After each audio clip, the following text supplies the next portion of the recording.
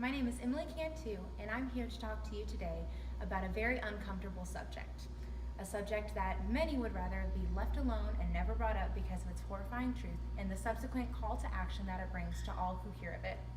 I'm here today to talk to you about modern-day slavery in the form of human trafficking and the actions that all must take responsibility for if we are ever to rid our world of this evil.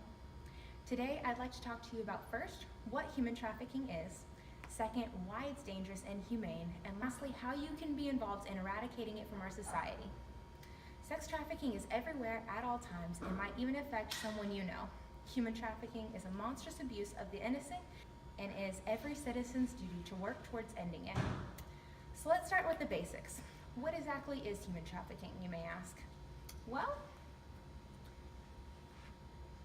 by definition, from McKinney Chisholm Straker in her educational article, by definition, human trafficking is the recruitment, transportation, transfer, harboring, or receipt of persons by threat or use of kidnapping, force, fraud, deception, or coercion, or by giving or receiving of unlawful payments or benefits to achieve the consent of a person having control over another person for the purpose of sexual exploitation or labor.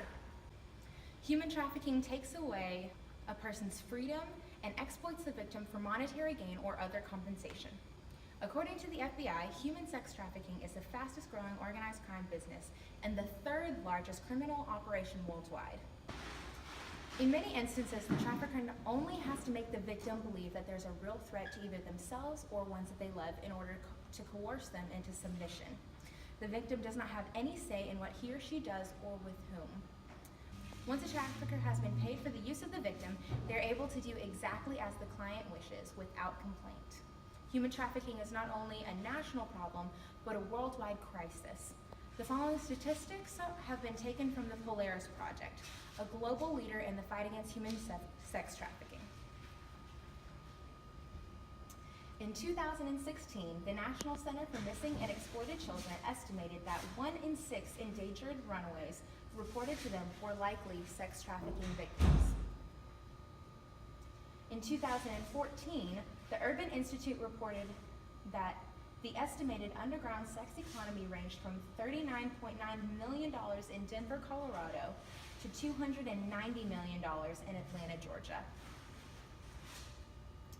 And lastly, globally, the International Labor Organization estimates that there are 4.5 million people trapped in forced sexual exploitation every year. So now that I've explained exactly what human trafficking is, it is not a far off leap for anyone to understand just how dangerous and inhumane this practice is. But to be thorough, let's discuss the dangers that come with this practice. For starters, if the girls cannot be scared into submission, oftentimes traffickers will resort to physical violence in order to coerce cooperation. Girls are often beaten to the point of passing out. Traffickers will starve, dehydrate the victims, and often give a constant mixture of drugs in order to make them more agreeable, if you will. Treatments like this strips the victim of their dignity and thusly is inhumane. To be treated by another human as a pig farmer treats his animals is appalling.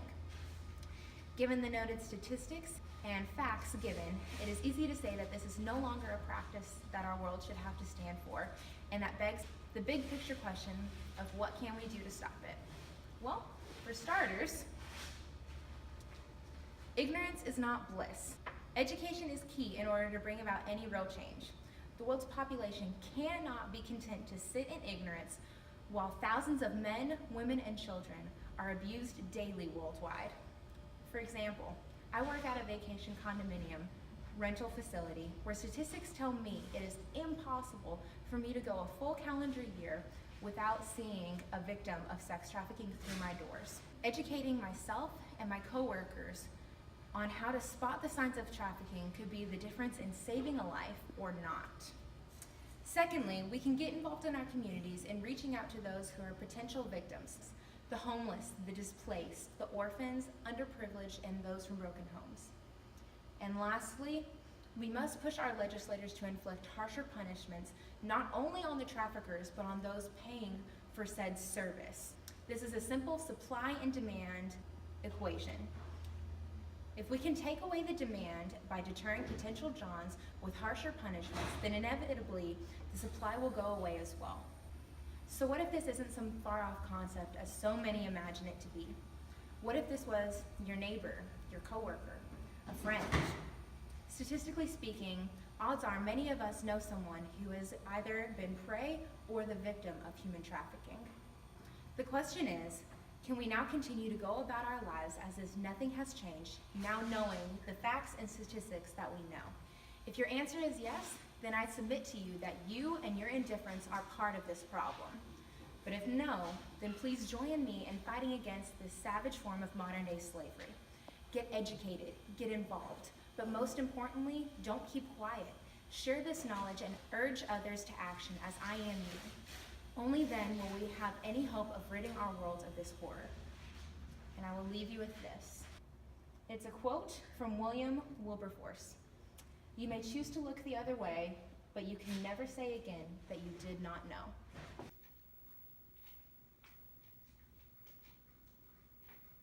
All right, what would you do if you thought you had seen somebody being human trafficked?